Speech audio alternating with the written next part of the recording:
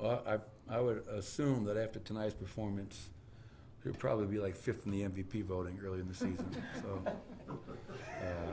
he's just got to do more for us because what he's doing isn't been noticed by everybody outside of this Rocky Mountain Empire. But 37, 15, and 18, 3 steals, the number of pick and rolls that he guarded tonight, the minutes that he played. 38 is actually a good number. I'm pretty happy about that.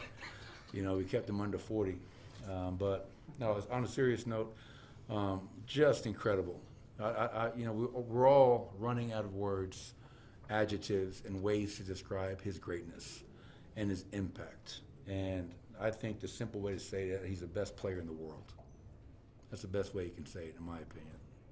Coach, Michael Porter hadn't taken a shot until the final one in the fourth quarter. Just big one. Obviously, the play wasn't designed to go to him, but what did you see on the read from the two-man game and how Mike responded to that?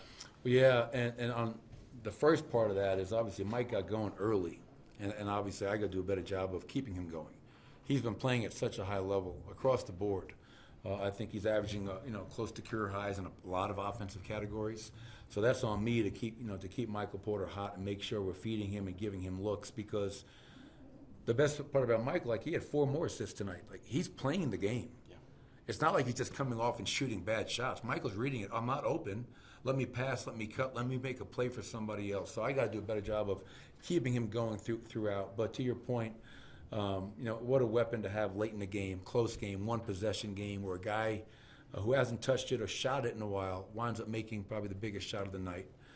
So I appreciate Michael's patience and his ability to stay in it, because it's never about the individual. It's about the collective, and Michael was a great example of that tonight. The only 2 threes that Kyrie missed were the 2 in the last minute, contested by Peyton and Christian. What do you tell the guys defending him when he is as hot as he is, and what you see from them from a discipline standpoint on those last couple of possessions? Yeah, well, a couple of things with that. One, you got to give him credit. I mean, he's a special player. One of the greatest ball handling guards ever, and one of the greatest finishing guards ever. Think about that. There's been some great guards in this league, but Kyrie is one of those guys. Jersey kid, great handle, could finish against anybody. So I felt there were some shots, Bennett, that we could, hey, that's a really tough shot. But then there were also, we're supposed to take him off that three-point line, and we had guys that were backing up, inviting that shot. Those are the ones you have to take away. It gets to a certain point where we have to send the body at him, get the ball out of his hands. And I still think we could have done a much better job of doing that and relying on the fly around behind that. I thought OKC, we did a really good job of that. Tonight, I thought it was good, but it's going to have to be better. I was proud. In the first half, they dominated the paint, 42 in the paint. Second half, only 20. We only gave up 10 made threes, which has been a big issue for us, as I mentioned pregame. So it wasn't always perfect, but we only played 8 guys tonight, and I felt that guys stayed with it. And it's another a game where it went down to the wire. So our clutch games, seems like every damn game goes down to the wire. Just a great way to end a 5-game homestand. 2 of those 5 wins, last second, Peyton Watson did make a shot. He's still learning how to play this game. He is, and he's, making big plays for us. You can see the 3-point shot, the confidence he's shooting the ball really well, which is great. But at the end of the day, Peyton Watson's calling card is defense, is blocking shots, is making plays around the rim. All the other stuff is gravy. I think Peyton. You never want to see a guy like Aaron Gordon get hurt, but the silver lining to that is Peyton Watson is being thrown out there with the starting group and thriving and playing well. And that's only going to help him and us as we move forward. You've really cut down on the rotation over the course of these last couple, I suspect in part because you've got 4 days off coming up. How much goes into getting and opening that rotation back up going forward as you continue to progress through your season? Yeah, the only reason we didn't go to our 9th guy tonight, which would have been Hunter, is that I tried to match Peyton and Luka. Yeah. So that kind of made it hard to get that 9th guy in there. And you're right. Part of it was looking at our schedule. We've been playing every other day, knowing that we don't have another game until Friday. Now we get a chance to kind of give our guys a break mentally, physically, emotionally, spiritually, whatever you need. Go out there and get it. And then we can get back at it and go on this 3-game road trip and try to continue to play at the same level that we're playing at.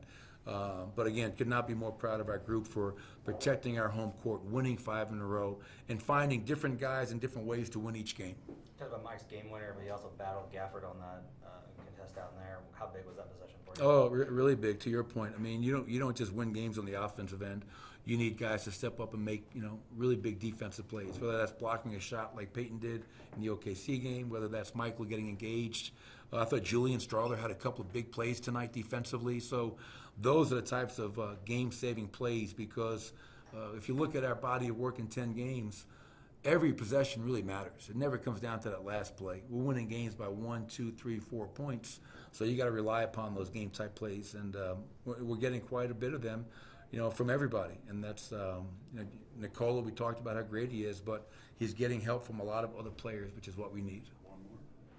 Do you do anything to apologize to Nikola when you have to play him so many minutes for such a stretch of games?